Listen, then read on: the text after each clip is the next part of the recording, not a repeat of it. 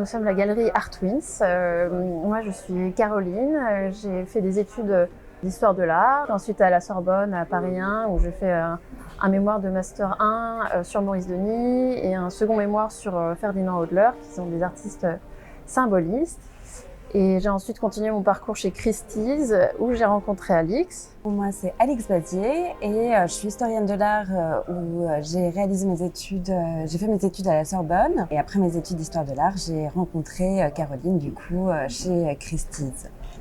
Et ensuite, il y a une période, on va dire, d'approfondissement, de connaissance du marché de l'art, des artistes symbolistes aussi. J'ai fait un peu mes armes avec un marchand, enfin 2 marchands et un expert, ce qui m'a mis un petit peu le pied à l'étrier dans le monde des antiquaires et des experts et marchands. Et il y a 2 ans, on s'est dit qu'on montrait la galerie côte à côte.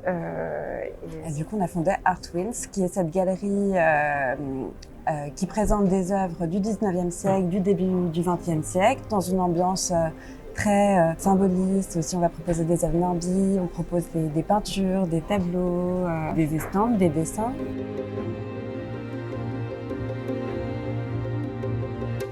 Être galériste, ça regroupe plein de facettes au niveau de l'histoire de l'art, de la beauté. Du coup, c'est un métier très complet qui va nous permettre d'une part, chercher des œuvres, chercher sur ces œuvres, puis discuter avec les clients pour pouvoir partager. Et ça, c'est des choses qui me sont très précieuses. Oui, c'est vrai que c'est un métier extrêmement stimulant de se dire chaque jour peut-être trouver quelque chose qui est intact, qui est une œuvre vierge, qui n'a jamais été vraiment vue par le public ni par les autres marchands, et faire un pari dessus en se disant c'est très excitant en fait de découvrir des œuvres et pouvoir les mettre en valeur par des recherches, par des photos, par la communication, et les présenter à la foire de Chatou ou à d'autres salons. Et nous, on est ravis de le faire, donc c'est toujours une belle occasion. C'est sans cesse de nouvelles découvertes, de nouvelles rencontres, de nouvelles recherches. Chaque jour est différent et ça fait que ce métier est vraiment stimulant et passionnant. On présente des petits bouts de l'histoire de chaque artiste. Et c'est aussi le pari qui va complètement dans la lignée du patrimoine, de pouvoir remettre un peu au goût du jour des artistes qui ont été longtemps oubliés et qu'on redécouvre récemment. Et c'est toute notre volonté, c'est de faire redécouvrir ces artistes du 19e siècle qui étaient parfois très connus à l'époque, qui aujourd'hui sont beaucoup moins connus ou dont on parle très peu, même dans des expositions dans lesquelles ils auraient toute leur place.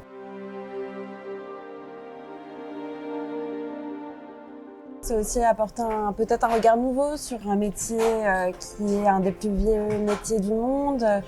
C'est pouvoir faire correspondre de nouvelles... il y a aussi toute cette arrivée des réseaux sociaux, des nouvelles technologies, et d'essayer de les introduire dans notre métier. Je pense qu'être une jeune marchand, c'est aussi c'est un challenge de voir comment le métier qui d'hier peut continuer à perdurer aujourd'hui et de participer à cette transition. Et mettre en valeur des œuvres justement sur de nouvelles plateformes par l'image, justement, sans avoir forcément une galerie physique. C'est aussi un pari et qui fonctionne. On est assez contente. Et c'est une communication permanente. Et c'est un partage qui se manifeste d'une autre façon qu'avant, mais qui fonctionne tout aussi bien. C'est l'opportunité de découvrir de nouvelles personnes, c'est l'opportunité de communiquer sur la galerie, de faire valoir les œuvres que nous représentons et les faire connaître au plus grand nombre à travers ce prix qui met aussi à l'honneur les jeunes marchands comme nous, et c'est une grande fierté.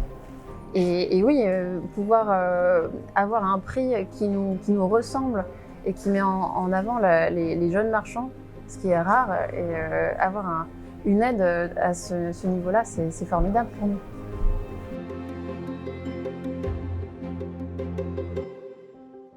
La pièce que nous avons présentée, c'est une esquisse qui était destinée à décorer le plafond de la galerie des métiers de l'Hôtel de Ville de Paris, qui représente l'allégorie du commerce, qui a été peinte par Pierre-Victor Galland, qui est un artiste qui a décoré notamment le plafond du salon de musique du musée Jacques Marandré. Pierre-Victor Galland, avec cette esquisse, en fait, va décorer donc, cette galerie des métiers avec plusieurs médaillons, comme celui que nous allons présenter.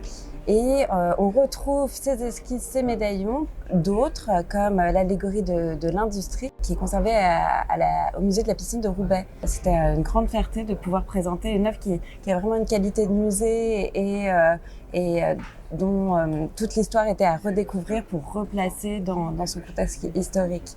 Il faut dire que c'est un attachement très profond parce que c'est une des premières œuvres que l'on ait découvertes qui soit passée complètement inaperçue, et en faisant les recherches, c'est vraiment l'ensemble du métier de marchand.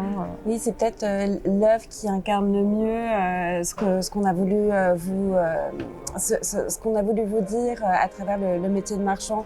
Toutes ces étapes, elles étaient incarnées entièrement dans cette œuvre, de par son histoire et en plus de sa qualité picturale qui est indéniable.